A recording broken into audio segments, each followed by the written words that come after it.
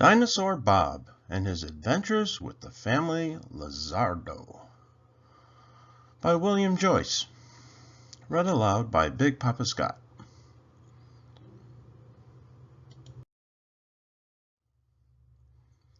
The Lazardos were an interesting family. Every year, before the start of baseball season, they'd take a trip far from their beloved home in Pimlico Hills. Travel is adventure. Adventure makes you homesick, and baseball makes everything okay, explained Dr. Lazardo. The Lazardos always return from their journeys with some amazing treasure. I wonder what they'll drag back this time, groused jealous Mrs. McGlumley, the mayor's wife.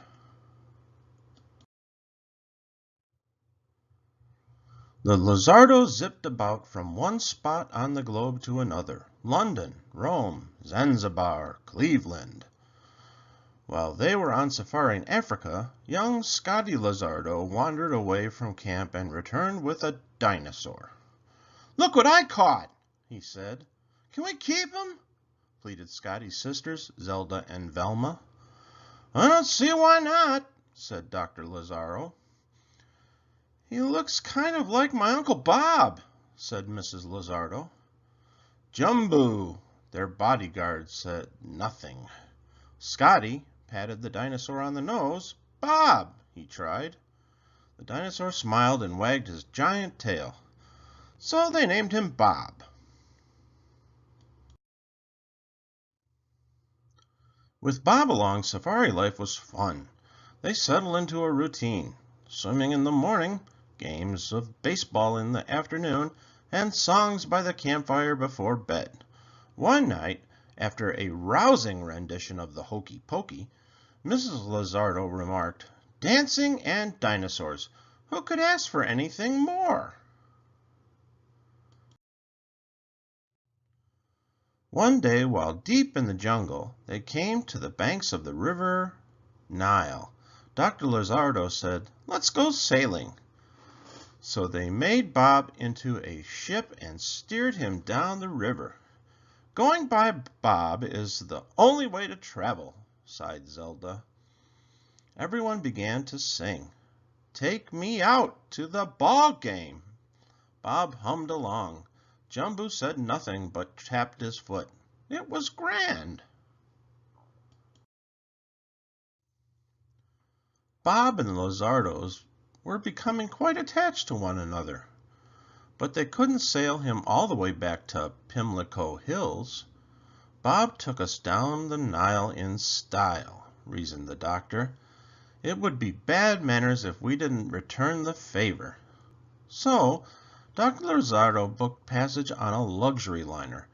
Passengers danced the Congo up and down Bob's back while he played his trumpet, a gift from the ship's orchestra.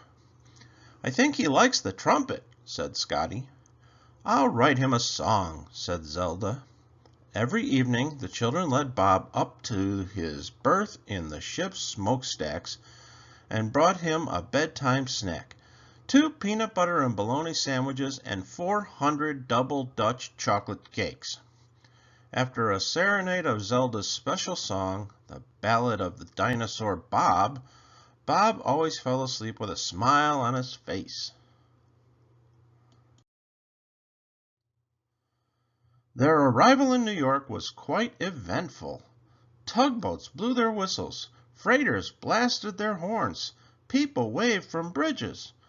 "New York loves a show," said Mrs. Lazardo.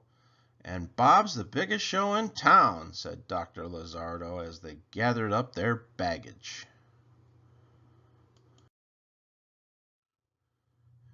They toured New York, and after a light lunch of 7,500 hot dogs in Central Park, they caught a train to Pimlico Hills. It was Bob's first train ride. When they arrived in Pimlico Hills, traffic stopped. Dogs barked. People squealed with delight. Mrs. de Glumney, the mayor's wife, turned pea-green with envy. That thing's a menace to the community, she grumped. I think he's kind of nice, said the mayor meekly. The Lazardos began to sing, Pimlico Hills, my hometown. Bob played his trumpet. The whole town sang along.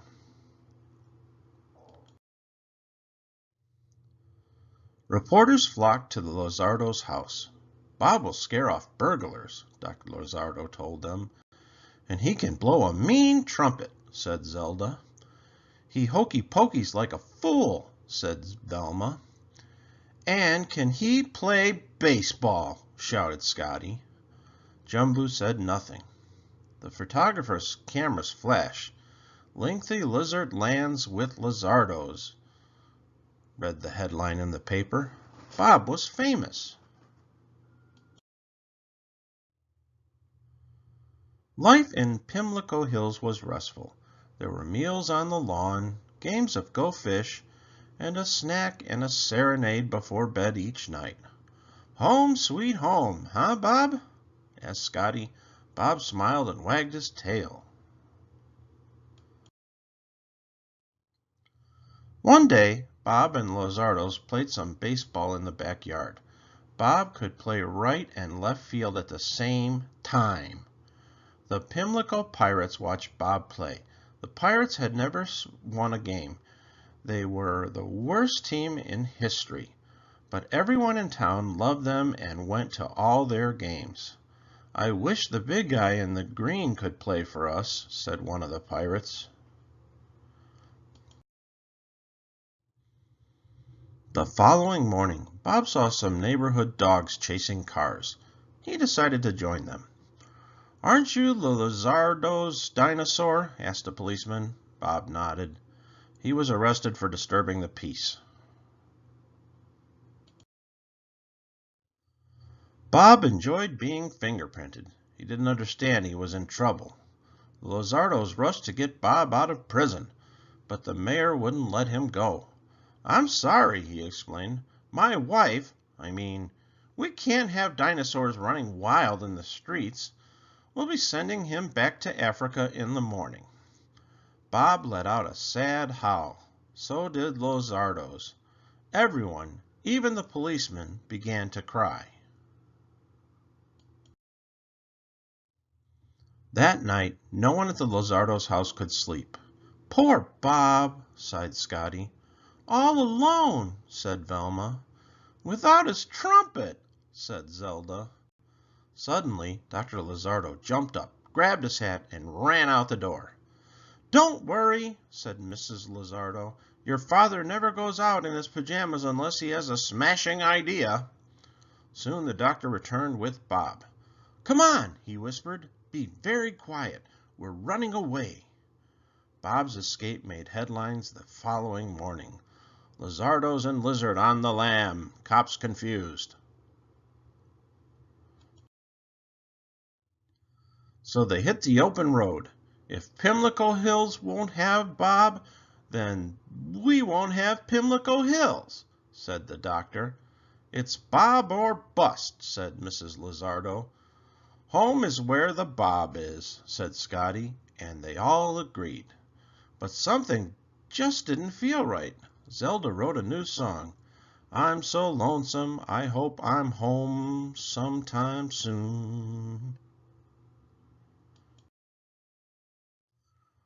That night, as they camped out under the stars, no one felt like singing. Scotty read the newspaper. Baseball season starts tomorrow, he said sadly.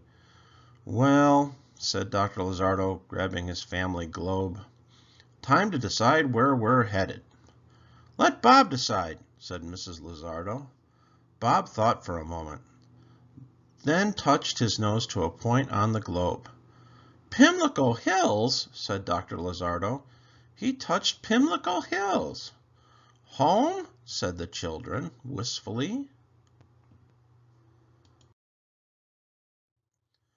The next day was the opening game of the Pimlico Pirates. As the stadium filled, no one noticed a large bump in the outfield. Everyone in the town was there, including the mayor and his wife, Mrs. McLumley. The team began to run out onto the field. Then the announcer shouted, "And now the newest Pimlico pirate, Dinosaur Bob!" The bump began to move. There stood Bob. The crowd roared.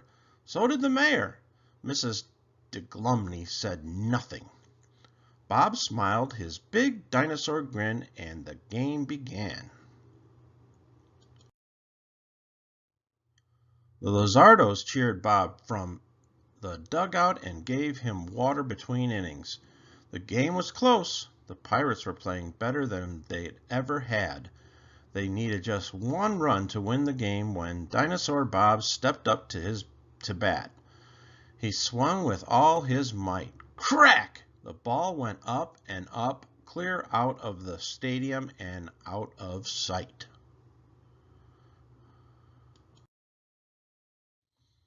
Bob rounded the bases in 3 great strides and touched his nose to home plate. For the first time in history, the Pimlico Pirates had won. The Lazardos rushed onto the field and hugged Bob. The crowd cheered Bob all the way out of the stadium. The mayor cheered the loudest. Bob was a hero.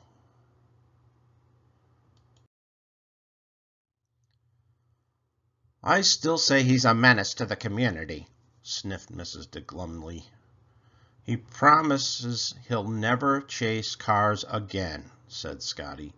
The mayor looked at his wife. She frowned. Then she looked at Bob. Suddenly, Bob kissed Mrs. de Glumney on the cheek. She was so startled, she stopped frowning. "He can stay," said the mayor. "Hooray!" yelled the Lazardos, and they launched into the hokey pokey. The whole town joined in. That evening, Bob and the Lazardos had a cookout in the backyard. After dinner, Jumbo brought out the musical instruments. Scotty on bongos, Bob on trumpet, and everyone else on kazoos. "Here's to Bob," said Dr. and Mrs. Lazardo. "The best ball player," said Velma. "The best pal," said Zelda. "And the best dinosaur a family ever had," shouted Scotty. Jumbo smiled. Zelda began to play the Ballad of Dinosaur Bob, and they all sang and danced late into the summer night. The end. Please hit the like button and subscribe to my channel. Check out the gifts in the description. Please support my work at patreon.com/BigPapaScott. Thank you.